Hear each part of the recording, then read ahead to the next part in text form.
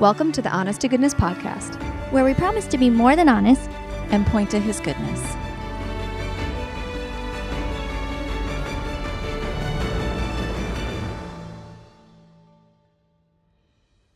All right, welcome back to the Honest to Goodness podcast. Hey, what's up? Yeah, another fun episode with us. This one I feel like is more on the honest vibe. Yeah. You guys feel the same way? I feel like you're always the one kind of captaining the honest podcast. I'm more honest than goodness. Not true. So today we are discussing a very popular topic, social media. Yeah. I have lots of questions, not lots, but I have some questions for you girls. But on our last podcast, we briefly discussed social media and our kids and their relationship with social media, what that is going to look like in the future, when we would allow them to get Facebook, Instagram, all those things. So when did you girls first get social media? I know. I was just like, dang, that was I a was long 17 when I got Facebook. And that was like, you're allowed to get Facebook, but it was still new. Yeah.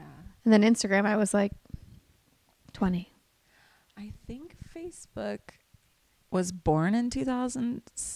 Wait, when was it born? 2006 maybe? 2000. I remember being in college. I was in, but yeah, because I didn't have it in college, and I was in college before that.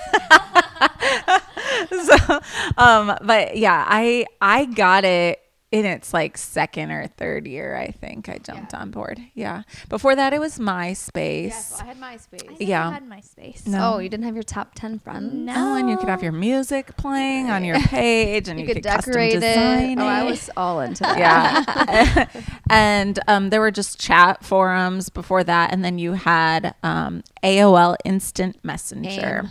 Yep. And that is how Nate and I communicated while I was in college, was through that little pop-up square on the computer, and email. Slow but steady email. Do you guys want to hear a funny story Yes. Always. about AIM? AIM. Yes, please. So we were not allowed to have it, except for my oldest sister did.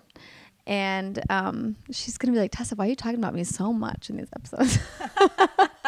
But so she had it. She was the only one of us that was allowed to have it. And when she was not home, I used to sneak into the office where the computer was. And and I used to pretend like I was her. And I would talk to all of her friends. And I remember one time this guy was talking to her because all the boys were in love with her. And this kid was like, hey, Hannah, you want to meet me in my hot tub? And I was like, oh my gosh, what do I do? And I was like 10. I was literally like Rosalind's age, you know. So anyways. What did you do? I was like, ew, gross, no. Something like that. Or I think I just maybe got off. I don't know. But yeah. And she would get so mad at me, you know. Yeah. But it had to be a little sibling, you know? Yeah. AIM was so exciting. You know, like when you're watching someone type, you're waiting, then your away message. I wanted to be in on it. Yeah. Yes. So good And times. now we just text. It's like the same And thing. we watch like, each other's bubbles on all the screen. day long. And then when there's bubbles and then nothing ever pops up, you feel like someone just kind of stole something from you. You know, like, wait a minute, you had something, Right. and then you took it back. But I know you had it. It's not okay. You need to at least send me an emoji, like something. Yeah. Well, we are all very present on social media. I think that's how we've grown all of our businesses, I would say, for the most part. So this topic will be fun to discuss, but I guess I'll start. I feel like this past year, actually last year in 2023, I just felt like the Lord was like, you need to start going a lot slower. And I think I've already discussed this in previous episodes. But then this summer, I felt like he was telling me even slower. And I was like, what does that even look like? Because I'm already taking a break from my business. I'm on bed rest. And I'm like, what else can I get? Like, how else are you going to slow me down? And I just felt convicted about my relationship with social media. And he just kept putting it on my heart and then confirming that I should take a break from social media, which I've never taken an extended break. And I think I know that you have, Tessa. And Rebecca, I feel like you have a good, I healthy. haven't intentionally done it, but yeah, I've disappeared for long periods of time. She doesn't struggle like me. No, I know, like, she doesn't find her identity there like we do.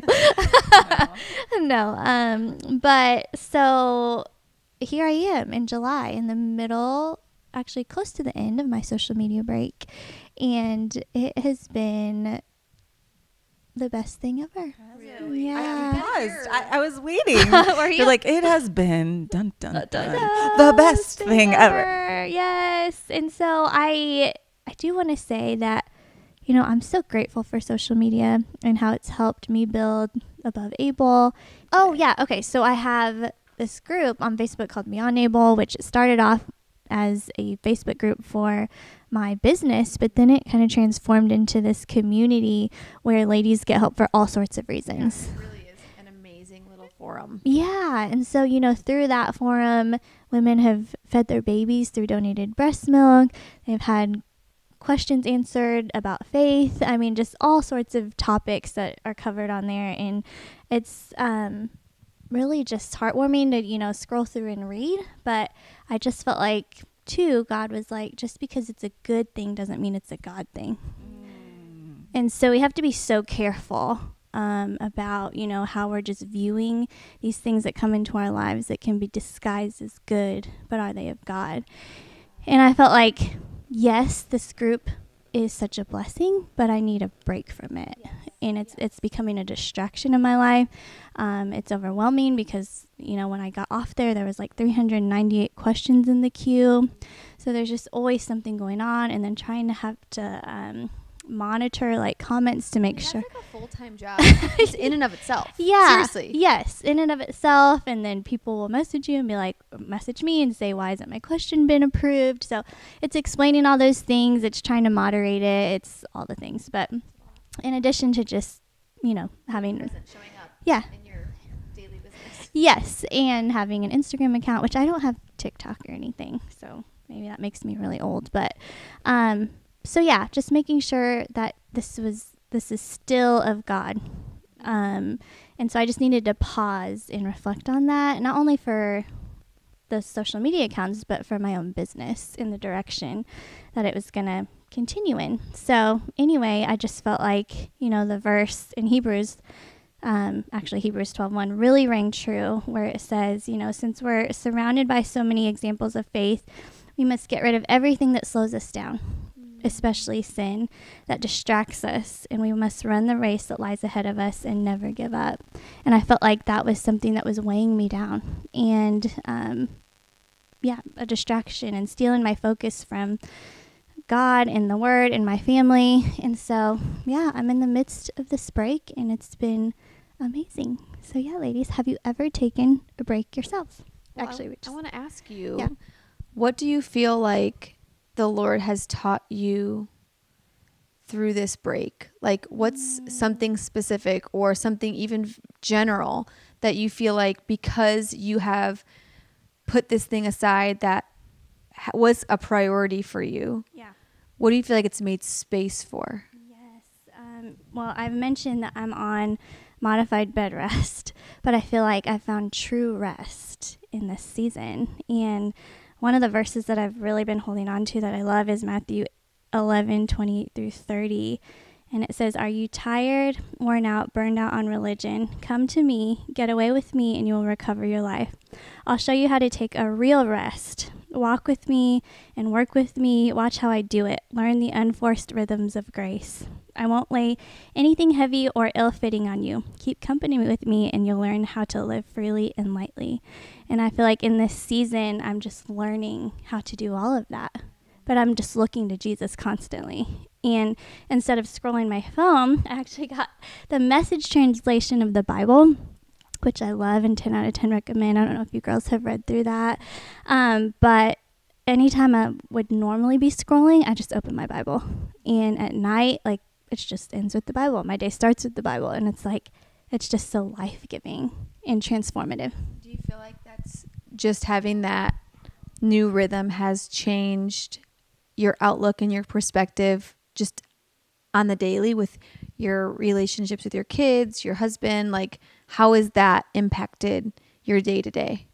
For sure. I feel like, something I've been praying for, but now that I have, is just this upgraded vision and this heavenly perspective.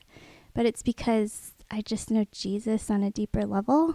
Yeah. And I'm like trying to read the Bible, not for my own selfish gain per se, like not all the time for peace and comfort, but to get to know really who Jesus is. Yeah, his character, his heart, what he does, what he likes, what he doesn't like. And I'm like, and that changes everything. So good. Yeah. And so inspiring too, right? Oh yeah. I think for you, Nicole, like what you've learned is that you weren't experiencing true rest, and now you're feeling rest.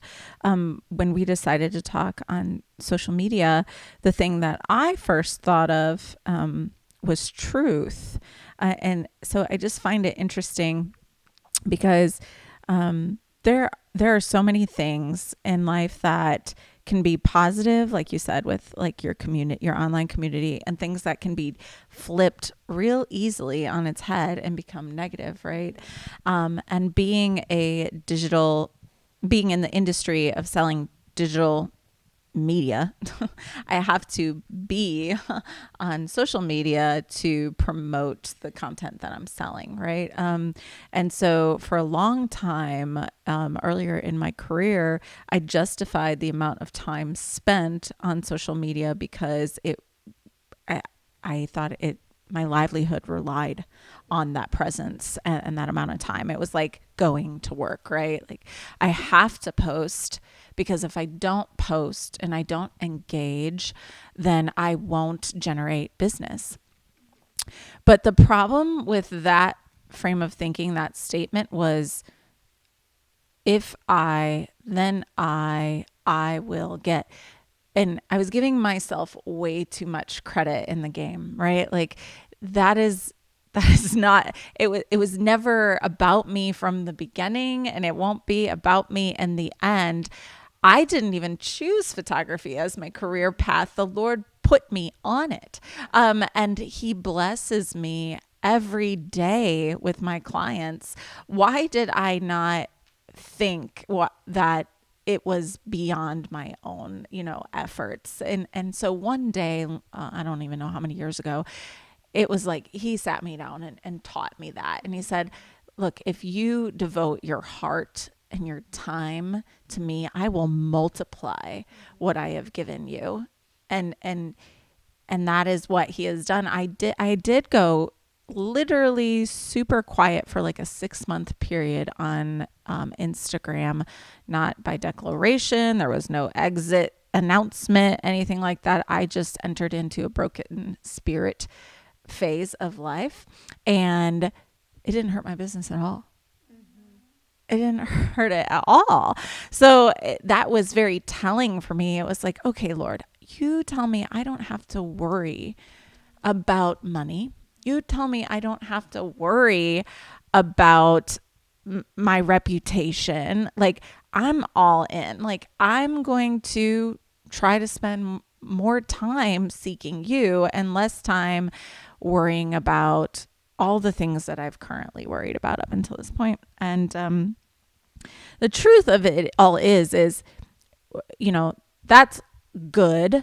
And I did that, but then in comes imposter syndrome, and in comes that not measuring up. And you're looking at all these, for me, younger photographers up and coming, speeding past me, like putting out content, engaging. Their numbers, their followers are just climbing. And you know why it's climbing? Because they're present, they're putting in the work. And my numbers stayed the same for years, literally years. And yet business didn't slow down and my income didn't change. So I think I was putting way too much value in that whole popularity mentality, like I have always had more business than I want to take on available to me at any given moment. And that is because God is my provider for all things. So, with that, truth was the word that came to mind when I thought about us speaking on this topic. And Jesus says in John 14:6, Jesus told them, I am the way, the truth, and the life. No one can come to the Father except through me. If you had really known me, you would know who my Father is. From now on, you do know him and have seen him. So in the mornings, we all have our quiet time. And I'm trying to be very conscious to not make my phone, my conversations, my social media, my idol, because that is the only thing in the morning that I am tempted or habitually go towards before I open my Bible. That and coffee, but Jesus knows, like he knows. He's okay with the caffeine, I guess. But making an idol of all of it, or even if it's not an idol, just a really bad habit. Like we think our brains need to be entertained at all moments. We just need to scroll. We need to scroll. And I could go into that. I firmly believe that overstimulation leads to anxiety, depression, all of it. But I just know that I don't need it. It is there and available as a tool, social media, and I'm grateful for the positive aspects of it, but it is not where I tie my worth, and nor do I want to compare myself to somebody else over there. And what I do know is he is what I need. And always. So, yeah. But I have to teach myself that all the time. Let's be real.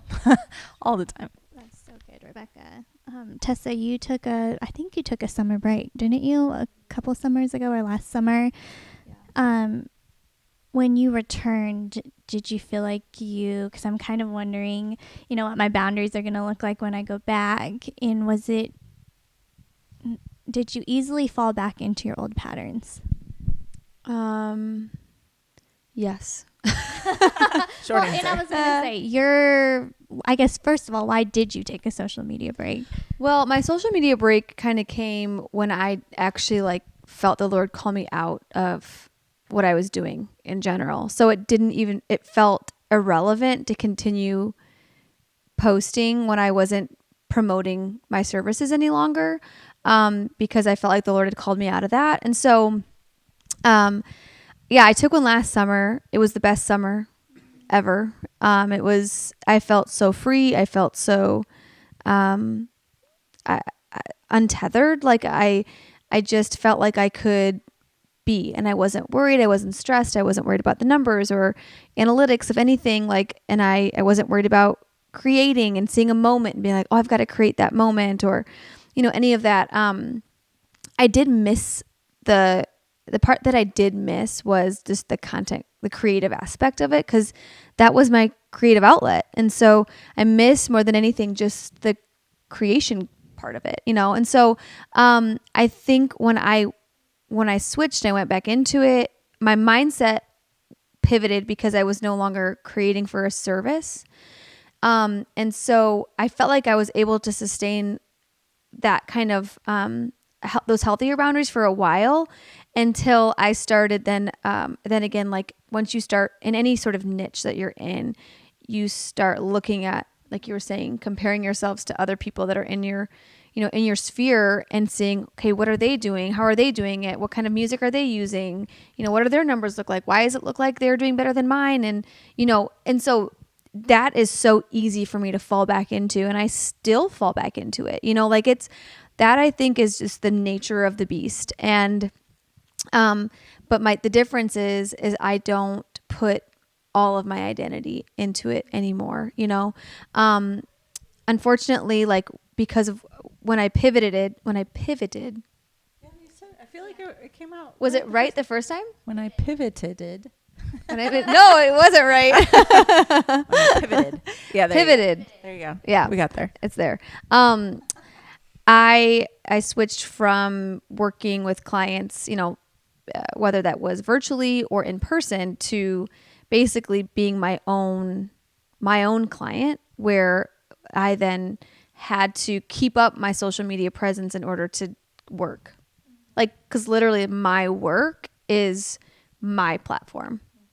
And so that's really hard, because you know that the only way you're going to get jobs is if your platform is performing and, you know, your numbers look good and your engagement looks good and your content looks good and the quality of everything is good and your, you know, storytelling is good. And so all those things, the storytelling part and the creative part, I love, but the part that I always really struggle in is the feeling of never being enough based on my numbers, you know, and what brands are looking at when they see me versus somebody else. So yeah, I think to answer your question, I definitely fell back into it. And it's something that I have to constantly check myself in still to this day. I appreciate that honesty. And so I made Kyler, who literally doesn't even have a Facebook app. Okay. He has to go to like Safari and type in facebook.com and sign in, my group administrator while I'm away. Yeah. Okay. And so he's not always doing his duties. So I have had to get on Facebook a few times and like approve posts, because I'm like, we can't have these questions keep piling up. Like I'll do like, you know, when he doesn't do his job, I step in.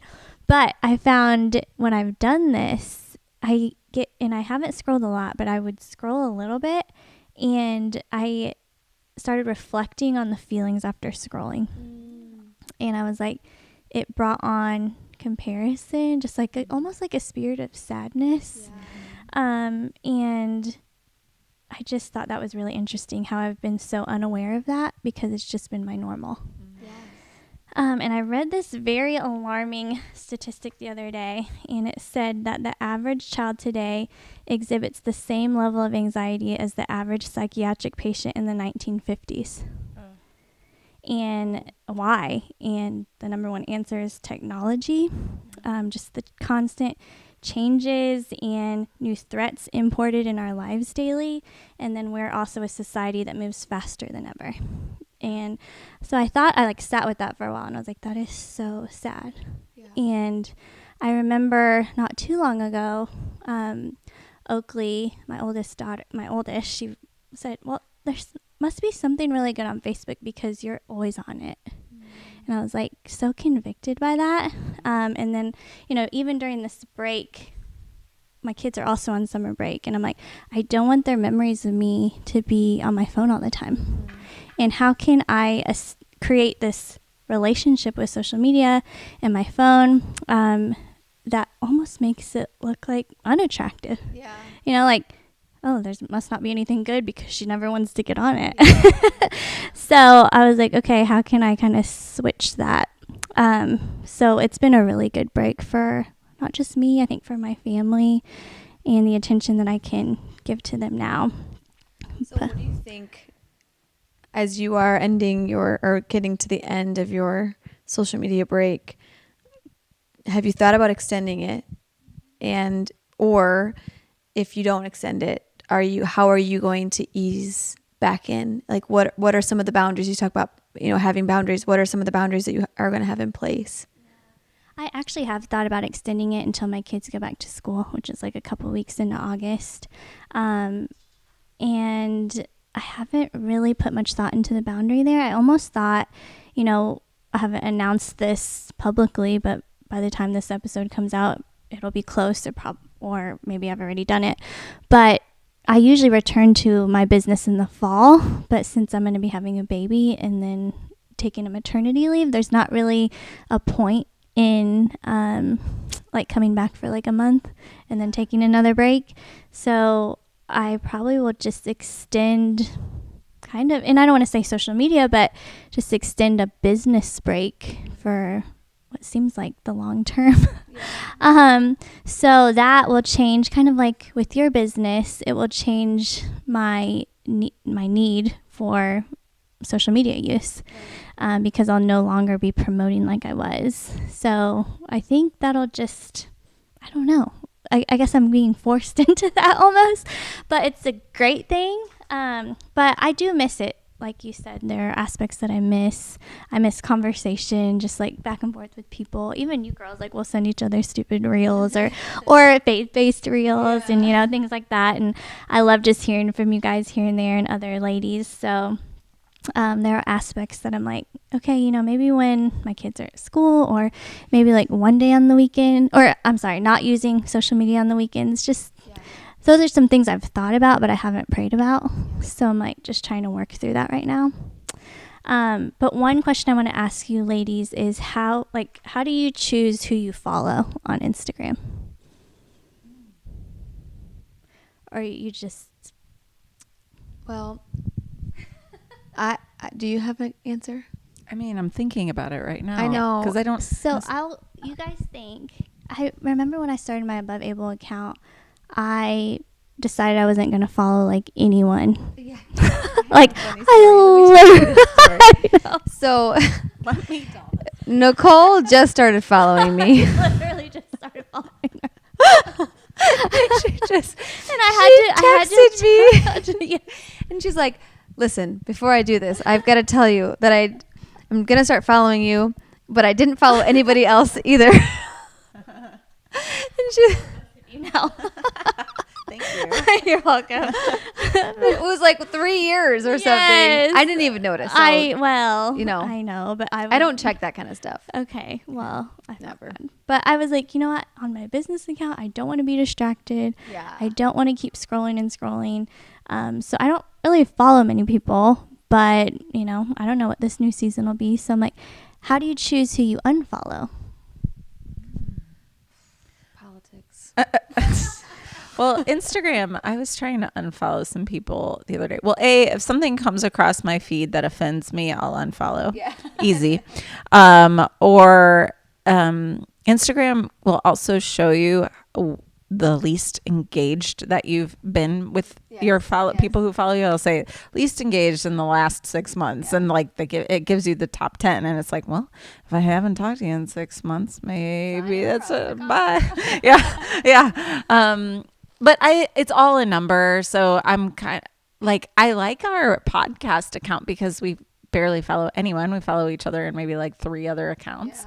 And so with the algorithm, if I want to be fed on like through social media, I go into our Honest to Goodness Instagram account, and it's only God honoring stuff. And I'm like, this is so nourishing. This is so good. So, and I love that, when the algorithm is working for you. But yeah, I don't know. I think I don't know. I think cleaning things up at this point is just kind of a waste of time. I used to follow for follow. In the beginning of my career, it was like, oh, you follow me, I'll follow you. Yeah. It was the polite thing to do, you know?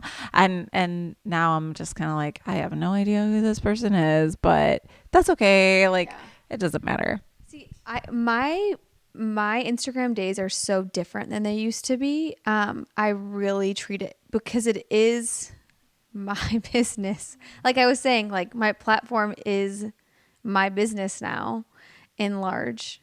I treat it so differently than I used to treat it. Like I used to get on for pleasure. Now I have, I don't know if I should talk about this, but now I have somebody that works for me that helps me with social media. So it really is great, because I get to do everything that I want to do as far as like the things that I enjoy, the content creation, the caption writing, and the producing and editing and everything. And then I just put it out there, and then she helps me with everything else, all the back end work that is a lot of work that you don't typically think about. And then you're like, holy cow, this is really like a lot of work. So I'm not on scrolling as much as I used to be. And so I typically, like on my business account, I'm really only following accounts that are typically like in my niche, you know? And so that way I'm like you said, like I'm not getting distracted by other things that don't pertain to what I'm doing. And I don't know. So, Well, Tessa, you started as a blogger. Yes, I did. And I feel like you have a gift of vulnerability and just like sharing your heart.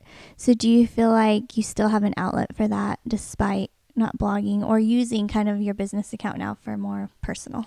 Yeah, I've kind of switched into adding in a little bit more lifestyle stuff, and I've always said I'm never going to leave my faith and my, like, if I feel convicted to talk about something, I'm never going to leave that part out.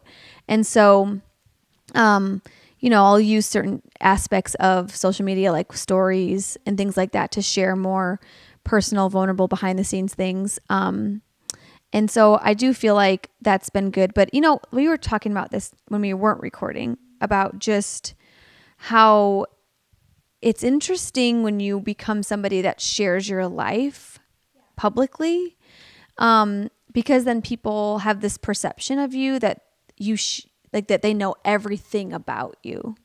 And there came a point in time where I felt really like, okay, I'm sharing too much, because my husband's coming home and he's talking about, this was like years ago, but like he's coming home talking about like, you shared about this, today. And I was like, yeah. And he's like, you didn't want to ask me about that, and so, and then you just feel like people know you really personally. And it's kind of like, so when they meet you in person, they feel this instant connection to you because you've shared all this about yourself, and and you don't know anything about them. And so they feel a connection to you, but you don't feel a connection to them. And it's very one-sided and strange. But also that is like the nature of it. It really is. Yeah. So I had to kind of come to grips with, okay, am I going to share everything or not? I've never shared everything, but I have to pick and choose a little bit more. Yeah, but it's difficult. Well, ladies. Well, so you were talking about potentially taking a break, like really pulling back. And how does your husband feel about that? Oh, so just even telling you girls, he doesn't even have like the apps for social media. Yeah. He is like, he's ecstatic. Like he would go off the grid forever if we could.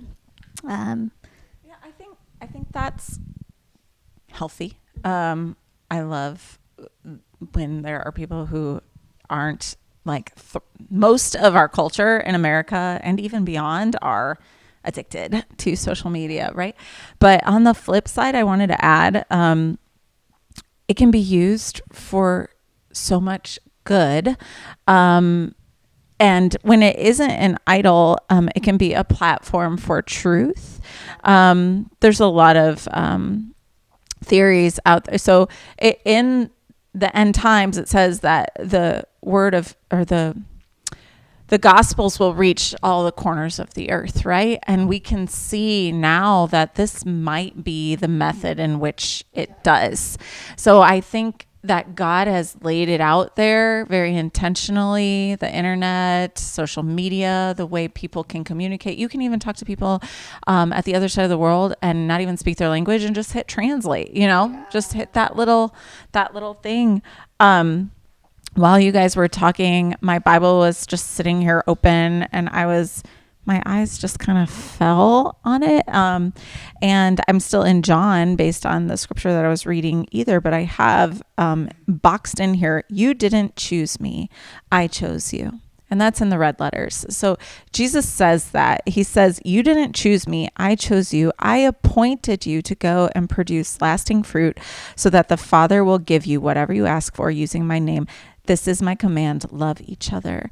And so as many breaks as we take, social media is a huge part of our culture. It will always be there. And it is a great tool to spread the love of Jesus Christ, to reach out to strangers, to find commonalities, to breach language barriers, all of it.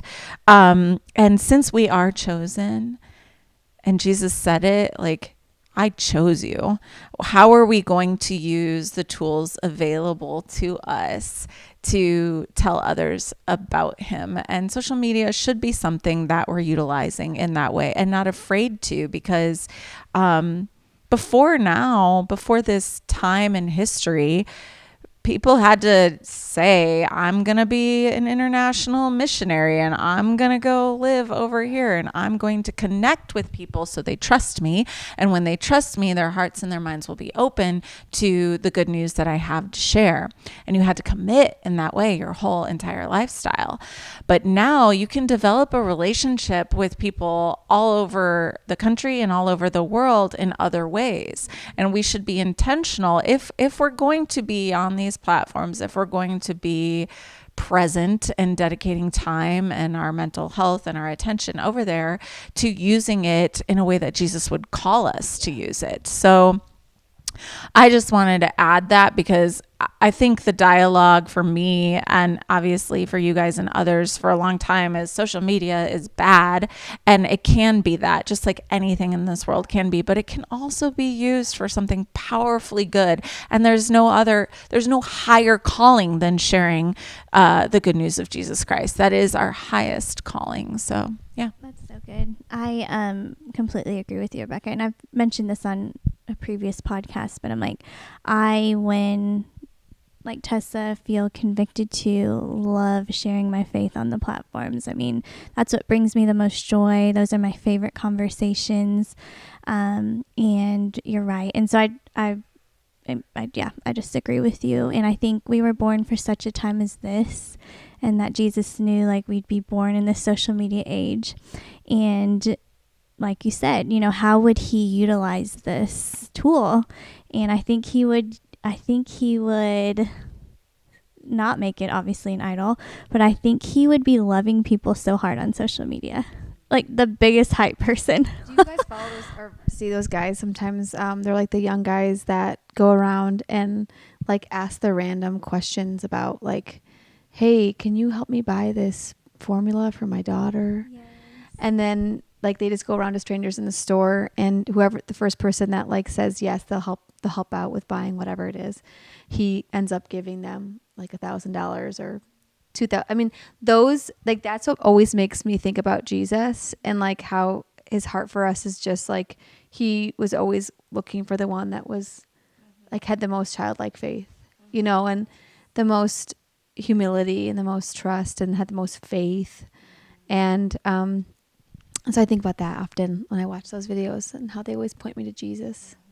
And I think too, for our listeners, social media is such a huge way of how they hear about our new episodes, how they, even those short, like reel clips, I think people glean a lot from those. Well, I hope, I pray.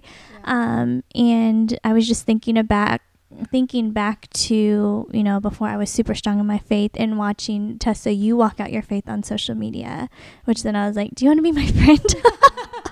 And then Rebecca seeking you out as a mentor, and then looking at your past posts and things that I learned so much from.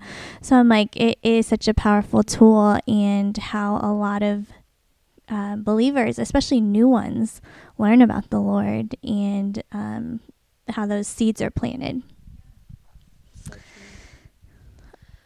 All right, girlies. Anything else? Yeah, I just realized that the majority, if not all of the people listening to this podcast probably discovered it on social media. So shout out to Jesus for using it in big, beautiful ways for his glory.